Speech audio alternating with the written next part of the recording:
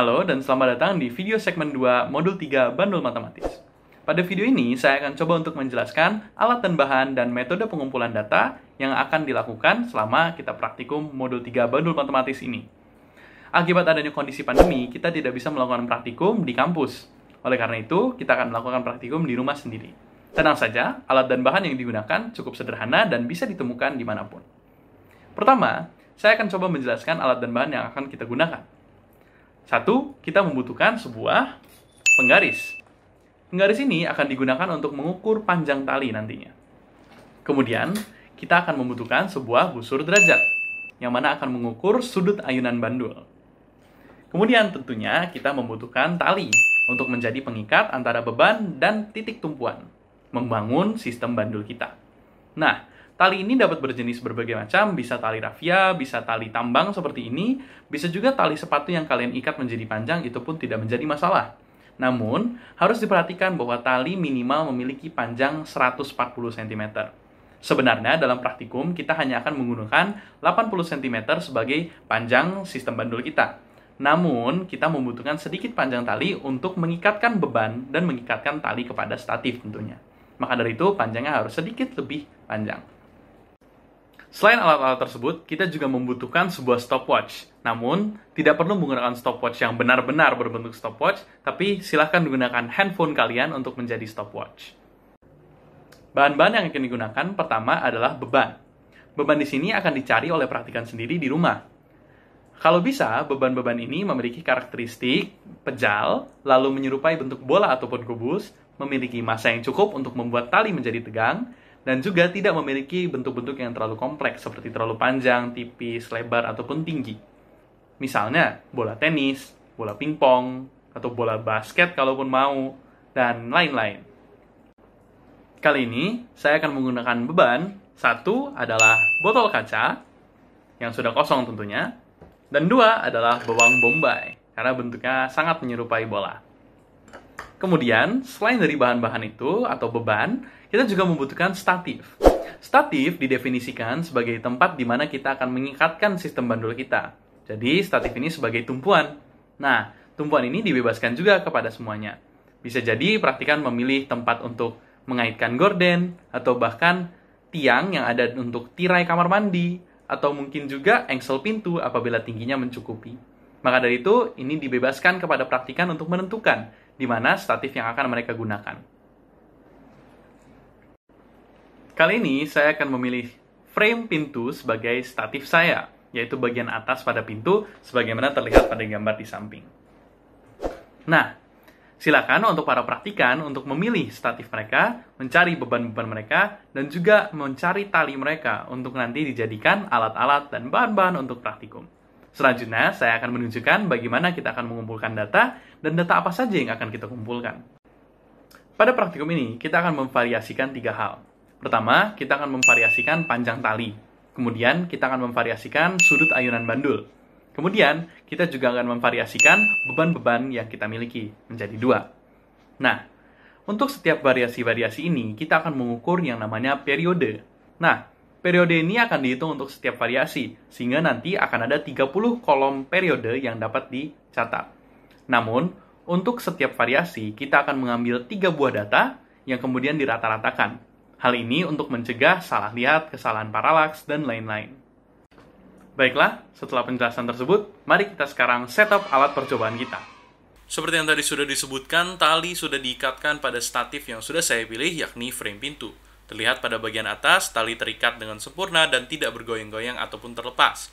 Lalu, saya uji ini dengan cara menarik tali tersebut untuk menguji ketegangan dari tali dan juga keamanan agar tali tidak terlepas dari statif untuk menopang beban bandul yang akan diikatkan.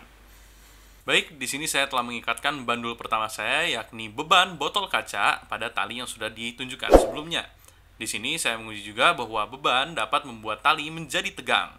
Pastikan bahwa beban juga terikat dengan sempurna pada tali sehingga tidak akan terjatuh. Kemudian, praktikan juga harus memperhatikan bahwa daerah di sekitar bandul tidak boleh terhalangi oleh apapun, sehingga bandul dapat berayun dengan sempurna.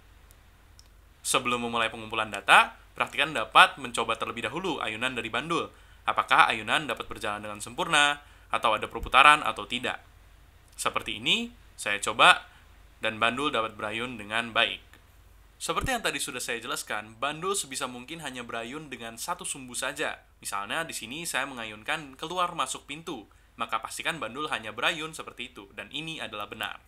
Jangan sampai bandul berputar-putar di tempat seperti ini. Kalau seperti ini, data yang diambil tidak akan benar, maka ini salah.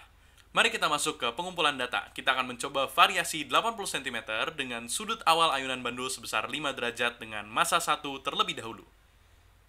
Pertama-tama, kita harus mengukur panjang dari tali. Nah, panjang dari tali ini diukur dari pusat massa beban hingga pada tumpuan statif yang Anda gunakan. Di sini saya telah menggunakan penggaris untuk mengukur 80 cm sehingga untuk pengumpulan data pertama dapat digunakan. Selanjutnya, kita akan menggunakan sebuah busur derajat untuk mengukur sudut ayunan awal bandul. Tadi kita sudah menentukan sebesar 5 derajat, maka kita akan ukur sudut tersebut. Sudut ini adalah sudut antara tali dengan suatu garis imajiner yang ditarik dari tumpuan statif menuju lantai. Nah, seperti ini. Siapkan stopwatch Anda untuk melakukan perhitungan periode bandul berayun dari titik ini kembali ke titik semulanya. 1 kali, 2 kali, dan 3 kali. Catat waktu ini. Praktikan diharapkan untuk mencatat waktu ini di tempat lain untuk nanti dirata-ratakan mendapatkan aproksimasi periode ayunan. Saya mencatatkan waktu tadi di kertas, di mana periode pertama adalah 1,88 detik, kedua adalah 1,83 detik, dan ketiga adalah 1,58 detik. Nah, ketika 3 periode ini dijumlahkan menjadi 5,29 detik, lalu dibagi oleh 3, kita akan mendapatkan rata-rata sebesar 1,76333 detik. Nah, di sini, periode yang 1,76333 kita catatkan pada variasi panjang 80 cm dan sudut 5 derajat untuk botol kaca kosong. Nah, sekarang kita akan lanjut ke sudut 10 derajat. Karena variasi yang digunakan masih 80 cm, maka kita hanya mengukur sudut sebesar 10 derajat. Pastikan bahwa sudut yang diukur sudah benar. Siapkan stopwatch Anda untuk mencatat periode ayunan bandul sebanyak 1 kali, 2 kali, dan 3 kali. Catatlah periode-periode ini di kertas ataupun di tempat manapun untuk nanti dirata-ratakan lagi. Nah, ini adalah hasil yang saya dapatkan. Periode pertama 1,8 detik, kedua 2,03 detik, dan ketiga 1,87 detik. Ketika ditambahkan, ini menjadi 5,6 dan dibagi 3 menjadi 1,867. Kemudian, saya masukkan ini kepada catatan yang saya miliki tadi untuk variasi 80 cm dan sudut 10 derajat. Nah, nantinya cara yang sama dapat digunakan untuk variasi-variasi yang lainnya, seperti 60 cm dan lainnya.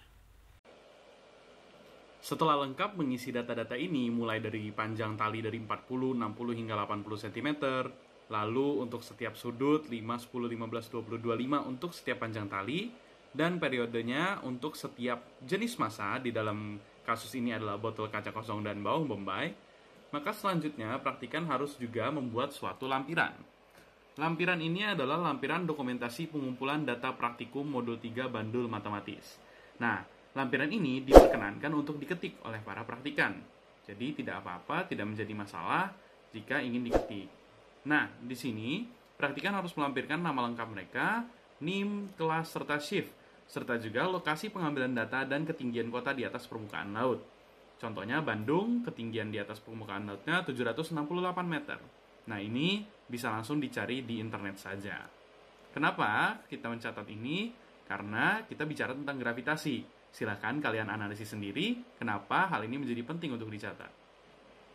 Kemudian, praktikan juga harus melampirkan hasil dokumentasi, di mana hasil dokumentasi ini bisa ditambah-tambahkan, tidak harus 4 saja, dan dokumentasinya minimal mencakup barang-barang, alat dan bahan yang kalian gunakan. Kemudian, alat dan bahan itu bersama dengan muka kalian sebagai justifikasi bahwa kalian melakukan praktikumnya sendiri. Lalu, setup alat bandul keduanya, dan satu dokumentasi di mana Anda melakukan praktikumnya. Jadi, misalnya memegang bandulnya. Seperti itu. Penambahan dokumentasi yang mendukung dapat membantu dan akan lebih baik tentunya. Nah, nanti lampiran ini akan dilampirkan bersama dengan laporan. Baiklah, seluruh langkah-langkah yang sebelumnya sudah dilakukan, itu dapat dilakukan untuk ke-30 variasi. Tapi karena kita mengumpulkan 3 data untuk setiap variasi, maka untuk ke-90 pengambilan data. Ulangilah langkah-langkah yang tadi sudah dijelaskan, dan semoga data-data yang diperoleh bisa representatif. Terima kasih sudah menonton, dan sampai jumpa di video segmen 3.